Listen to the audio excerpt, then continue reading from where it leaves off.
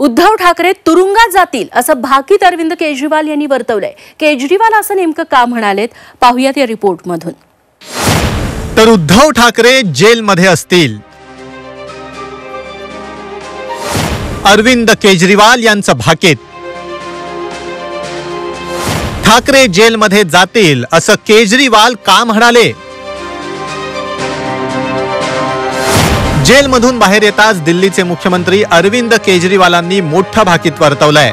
मोदी जर पुन्हा सत्तेत आले तर विरोधी पक्षाच्या नेत्यांना एकामागोमाग एक जेलमध्ये टाकतील असं भाकीत केजरीवालांनी वर्तवलंय। विशेष म्हणजे उद्धव ठाकरेंना मोदी जेलमध्ये टाकतील अशी भीतीही केजरीवालांनी वर्तवली आहे।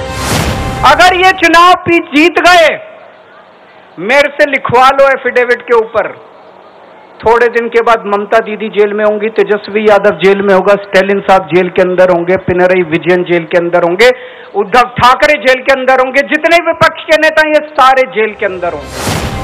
अरविंद केजरीवाल यांच्यासह झारखंडचे मुख्यमंत्री हेमंत सोरेन हे देखील मनी लॉन्ड्रिंग प्रकरणात जेलमध्ये आहेत। याशिवाय पश्चिम बंगाल, केरळ सरकारमधील काही मंत्रीही तपास यंत्रणांच्या टार्गेटवर आहेत। त्यामुळेच मोदी भाजप पुन्हा सत्तेत आले तर तेजस्वी यादव, उद्धव ठाकरे, ममता बॅनर्जींना जेलमध्ये टाकतील अशी भीती केजरीवालांनी वर्तवली आहे।